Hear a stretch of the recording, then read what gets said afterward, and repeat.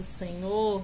E eu quero que você aí abra a sua Bíblia, se possível, no Evangelho de 1 Pedro, capítulo 1. 1 Pedro, capítulo 1. Nós vamos meditar a partir do versículo 13. 1 Pedro, capítulo 1, a partir do versículo 13, a palavra do Senhor, ela vai dizer assim: portanto, estejam com a mente preparada, prontos para agir. Estejam com a mente preparada, prontos para agir. Estejam alertas e coloquem toda a esperança na graça que lhes será dada quando Jesus Cristo for revelado. Como filhos obedientes, não se deixem amoldar pelos maus desejos de outrora, quando viviam na ignorância. Mesmo assim, mas assim como é santo aquele que os chamou, sejam santos vocês também em tudo o que fizerem, pois está escrito: sejam santos, porque eu sou santo. Uma vez que vocês chamam Pai aquele que julga imparcialmente as obras de cada um, portem-se com temor durante a jornada terrena de vocês, pois vocês sabem que não foi por meio de coisas perecíveis como prata ou ouro que vocês foram redimidos da maneira vazia de viver transmitida por seus antepassados, mas pelo precioso sangue de Cristo, como de um cordeiro sem mancha e sem defeito, conhecido antes da criação do mundo, revelado nestes últimos tempos em favor de vocês. Por meio dele, vocês creem em Deus, que o ressuscitou dentre os mortos e o glorificou, de modo que a fé e a esperança de vocês estão em Deus. Agora que vocês purificaram a sua vida pela obediência à verdade, visando ao amor fraternal e sincero, amem sinceramente uns aos outros e de todo o coração. Vocês foram regenerados não de uma semente perecível, mas imperecível, por meio da palavra de Deus, viva e permanente.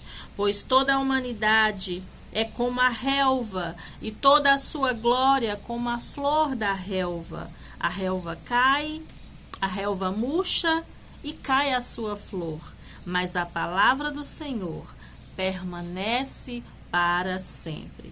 Essa é a palavra que lhes foi anunciada. Amém? É uma palavra muito forte, essa palavra que Pedro nos traz. E eu queria ficar aqui logo no começo, eu li todo esse versículo até a passagem final, né? Porque ele tem por título aqui Exortação à Santidade. Mas eu queria continuar meditando com vocês sobre o tema que nós falamos no domingo passado, na quarta-feira, né? Nós temos falado nesses últimos dias, que é o poder da língua, o poder do coração e o poder da mente. Às vezes a gente leva muito pouco a sério esses três órgãos, né? Essas partes do nosso corpo, e que tem tanta importância para a nossa vida. E eu queria falar com vocês hoje aqui sobre o tema Guarde sua mente com a verdade. É o que Pedro fala aqui nesse capítulo. Pedro, ele fala muito fortemente ao nosso coração.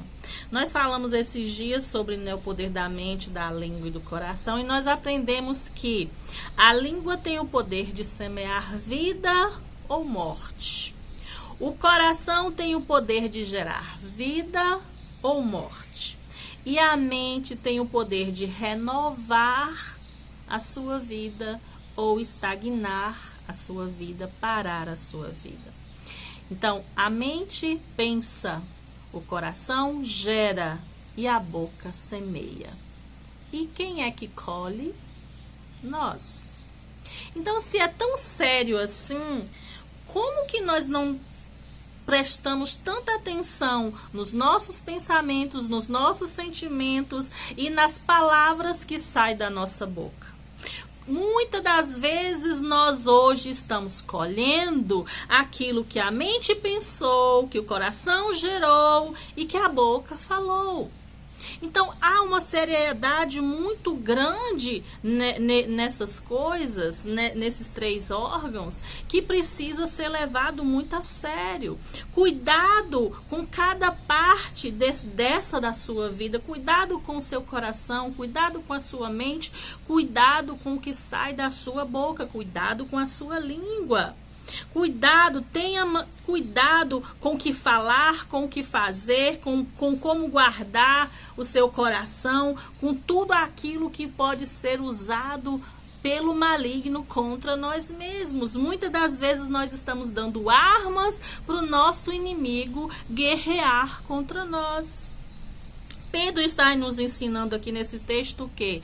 Que a dimensão, o tamanho da influência do inimigo sobre as nossas vidas é determinado pelo tamanho do controle que ele exerce sobre os nossos pensamentos. Porque ele diz exatamente assim: estejam com a mente preparada e prontos para agir. O que ele está dizendo? Se a sua mente não estiver muito bem guardada sobre o domínio e o controle do Espírito Santo, do nosso Senhor, quem é que vai exercer o domínio sobre ela, sobre o que você pensa? O inimigo.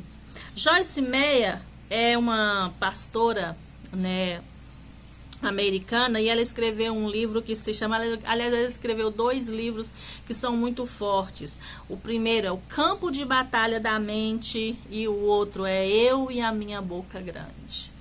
São livros que falam sobre onde é que acontece a maior batalha na nossa vida. Às vezes nós guerreamos contra um vizinho, até contra os nossos parentes, contra o nosso amigo. A gente guerreia contra carne e sangue. E quem é que está perdendo com isso? Somos eu e você, porque o maior campo de batalha que existe é na nossa mente. É isso que a Joyce ensina e é isso que a palavra está nos ensinando.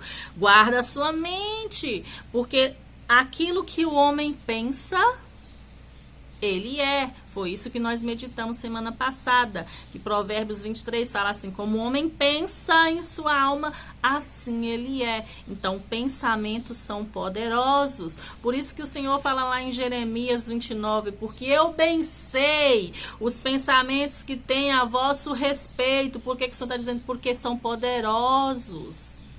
Pensamento que sai da sua mente, o que a sua mente pensa é muito poderoso. Dependendo daquilo que você está guardando na sua mente, que você está pensando demais, chega um momento que desce para o teu coração e depois que gera no coração, meu querido, aí é complicado. Por que que o Senhor fala para a gente guardar a nossa mente? Exatamente por isso. O campo de batalha, amados, ele é espiritual e ele está acontecendo na nossa mente. Se nós não tivermos esse entendimento, não entendermos o mais rápido possível que o maior campo de batalha, que a maior batalha está sendo travada na nossa mente, nós seremos derrotados pelos planos e pelas artimanhas do maligno. Pedro está nos ensinando aqui que nós precisamos reconhecer quem é o nosso opositor, saber qual é a voz do inimigo e agir contra ele, saber como ele age para que quando ele estiver agindo você poder ir contra ele. É na nossa mente que nós devemos vencer ao maligno. A primeira vitória tem que ser na mente, porque assim como o homem pensa, ele é. Então, aonde você tem que vencer o maligno primeiro? Não é depois que ele já está agindo, não. Não é depois que a arruaça dele já estiver pronta, não. É quando ele lança uma semente na sua mente. É quando ele lança um pensamento indevido, é quando ele lança uma semente na tua mente para que você venha tomar uma atitude que às vezes é indevida. Pedro está dizendo assim: portanto, preparem a sua mente para a ação. Preparem a sua mente para a ação e exerçam o controle. Isso é o que está na nova versão transformadora. Eu gosto muito da nova versão transformadora. Ele fala assim, ó: preparem a sua mente para a ação e exerçam o controle sobre aquilo que você está pensando. Em outra versão, na Almeida Revista, diz assim: portanto, cingindo os lombos do vosso entendimento, sede sóbrios e esperai. Cingindo os lombos do que? Da mente. Não é o lombo aqui, né? Não é as nossas costas, não, é o lombo do entendimento. Ou seja, cinja, revista a sua mente e o seu entendimento e sejam sóbrios. Exerçam autocontrole. Na versão NVI diz assim, que foi a que nós lemos: portanto, estejam com a mente preparadas, prontos para agir e estejam alerta. Então, tem alguns passos aqui para que nós venhamos aprender. Nós vimos o poder que há na mente, o poder que há no coração e o poder que há na língua.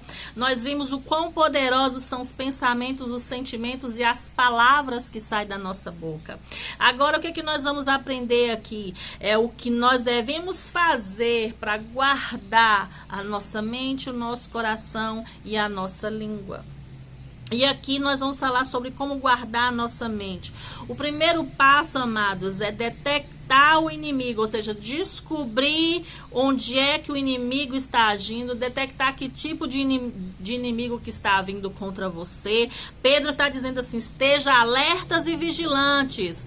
O diabo, vosso adversário, anda ao redor como um leão, rugindo e procurando a quem possa devorar. Resistam-lhe, permanecendo firmes na fé. Nós lemos isso no começo do nosso programa. Ele está lá em 1 Pedro 5. Nós precisamos entender que há um adversário, que ele está rugindo. Ele não vai rugir. Ele já está aí em nosso derredor, caçando um meio de nos devorar, de nos tragar, de fazer o que João 10:10 fala, de matar, roubar e destruir. O inimigo não está de brincadeira. Ele está fazendo de tudo para poder nos derrotar.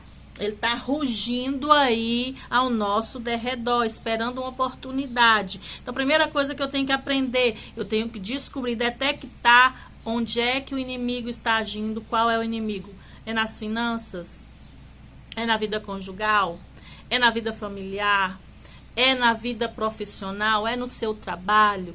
É na vida emocional? Onde é que o inimigo está agindo? É trazendo ansiedade? É trazendo depressão? É trazendo raiva?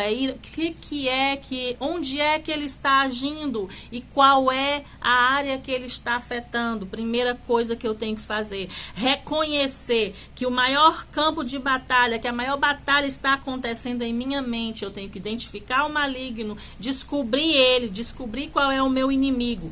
Enquanto eu e você não aprendermos como vencer a batalha espiritual que está acontecendo na nossa mente, nós jamais vamos vencer a guerra. Por isso que muitas vezes nós caímos, por isso que muitas vezes nós tropeçamos, por isso que muitas vezes nós fracassamos, mesmo quando Deus diz que nós já somos mais do que vencedores, porque muitas das vezes nós deixamos brechas na nossa mente e o inimigo chega e aproveita as oportunidades para nos derrotar, para nos envergonhar. Então, nós precisamos o quê? Aprender a assumir o controle. Foi isso que na versão NVI fala. Exerça o controle sobre a sua mente, sobre os seus pensamentos. Prepare a sua mente, capacita a sua mente e exerça um controle sobre todas as áreas da sua mente. Controle todas as áreas da sua mente. Por quê? Porque a mente controla todas as outras partes do meu ser. Nós vimos no outro dia que o cérebro, ou seja, a mente, foi feito um estudo onde as partes da fala ela comanda até os nossos nervos. Ou seja, a sua mente envia mensagens para o seu coração, para o seu corpo, para os órgãos do seu corpo. Envia mensagens para que o seu corpo venha desenvolver essa ou aquela semente. Então, domine, exerça controle sobre o que você anda pensando. Identifica os pensamentos, as raposinhas, né, as sementes que o maligno está lançando e vai resistir contra ela. Lute contra ele. E não deixe, não permita que o inimigo venha nos enganar, venha te enganar, dizendo que o que você está passando é normal, que esses pensamentos são normal, que esses sentimentos são normais. Não seja enganado pelo maligno. Vença o maligno com a palavra do Senhor. Irmã Leila, então o que eu faço para vencer essa guerra? Prepare a sua mente e fique pronto para agir. Fique de guarda ininterruptamente. Paulo vai falar isso em 1 Tessalonicenses 5,17. Orai sem cessar. Ou seja, esteja alerta o tempo todo para agir e para vencer essa guerra. Busque descobrir qualquer estágio, qualquer vestígio, qualquer plano, qualquer presença do maligno para que você possa vencê-los. Judas 1:20 diz assim: orem no poder do Espírito. Não é pela nossa vontade, não, é no poder do Espírito. Mateus 26:41 vai dizer assim: vigiem e orem para que não caiam em tentação. Temos que orar antes de cair na armadilha. Antes de cair nas armadilhas, nas artimanhas do maligno, orando no Espírito, o Espírito Santo vai nos revelar quais são as armadilhas que estão sendo preparadas pelo maligno para nos prender, para nos aprisionar. Nós precisamos dar ao Espírito Santo a capacidade, a liberdade para agir, para nos ensinar. Como diz o Salmo 91, ele me livrará do laço do passarinheiro e da peste perniciosa. Salmo 91:3. Como você deve agir no momento em que reconhecer o ataque do inimigo sobre a sua mente? Como é que você deve agir? Primeiro, expulse ele com suas mentiras e com seus enganos, em nome de Jesus. Como que eu faço isso, irmã Leila? Levando cativos os seus pensamentos a Cristo.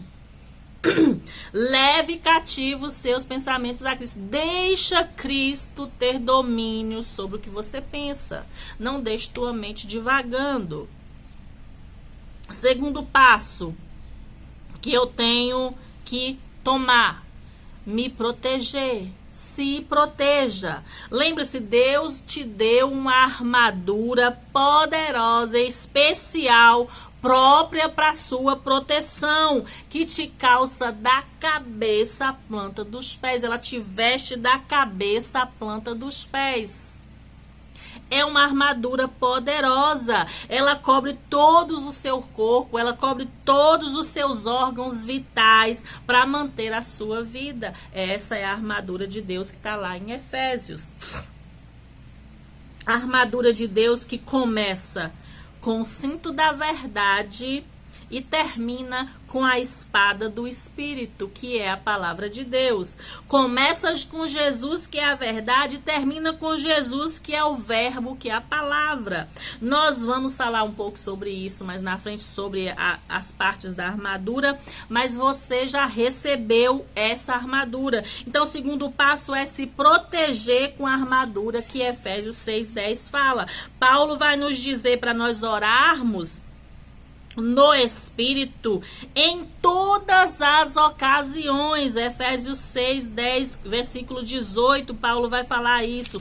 É em todas as ocasiões, com oração, com súplica, e mais ainda ele diz: tendo isso em mente, estejam alertas e perseverem na oração. No versículo 13 de Efésios, Paulo vai dizer assim: vestimos a armadura de Deus, e ele explica por quê. Porque ele diz assim, para que possais resistir no dia mau e permanecer inabalável. O Senhor diz que com a armadura nós podemos permanecer inabaláveis diante das guerras, das artimanhas, das afrontas do maligno. Ou seja, você não poderá ser abalado. Permanecer inabalável é isso, é não se abalar. No versículo 11 ele vai dizer, vistam a armadura e ficai firmes contra as astutas ciladas do maligno. A armadura não te deixa se abalar e a armadura te faz permanecer firme. Ele nos deu essa poderosa arma de defesa que é a armadura de Deus. O terceiro passo, entre em ação. Pedro fala exatamente isso. Se prepare, estejam prontos para agir. A primeira coisa que Tiago diz no capítulo 4, versículo 7 é: submetam-se a Deus, resistam ao diabo e ele fugirá de vós. Se aproximem de Deus e ele se aproximará de vocês. Lavem as suas mãos, pecadores. Purifiquem o coração, vocês que têm a mente dividida. Olha que coisa séria. Tiago está nos dizendo aqui qual é a senha para vencer o inimigo. Primeiro, eu submeto a Deus, eu sou obediente ao Senhor, eu obedeço a Deus. Depois, eu resisto ao diabo e ele vai fugir. Não tem como a gente vencer o maligno ficando só na defensiva. Eu tenho que resistir. Por quê, irmã Leide? Porque se eu não resistir, eu vou cair em tentação e eu vou deixar a minha mente, a minha carne ser dominada pelo inimigo. Pedro diz aqui no versículo 2 do texto, como filhos obedientes, não se deixem amoldar pelos maus desejos de outrora. Na versão NVT diz assim, é mais clara. Sejam filhos obedientes, não voltem no seu antigo modo de viver, quando satisfaziam os seus próprios desejos e viviam na ignorância. Agora, porém, sejam santos em tudo que vocês fizerem, como é santo aquele que vos chamou. Nós não podemos permitir que o inimigo, que Satanás tenha livre acesso à nossa mente. Não podemos permitir, porque se nós permitimos, é derrota na certa. A primeira, o homem que é derrotado na mente, que é vencido na mente, ele já fracassou. Porque é a sua mente quem diz se você vai vencer ou não. Quando você semeia a palavra do Senhor na sua mente, você com certeza vai ser fortalecido. Mas se o inimigo tiver lugar com pensamentos negativos, de derrota, com pensamentos de enfermidade, de doença, de coisas ruins, você com certeza é derrotado. Resista aos maus pensamentos, às mentiras que o inimigo planta na sua mente. Leve seus pensamentos a Deus. Renove a sua mente, como diz Romanos 12. Encha a sua mente da palavra, como diz Efésios 5:26. A palavra lá em Efésios fala que Cristo nos amou. Amou a igreja e se entregou por ela para santificá-la, purificando-a pelo lavar da água mediante a palavra. A palavra lava a sua mente. A palavra purifica a tua mente. Encha a sua mente da palavra da verdade que é Cristo e você vai conseguir vencer todos os pensamentos do maligno. Amém?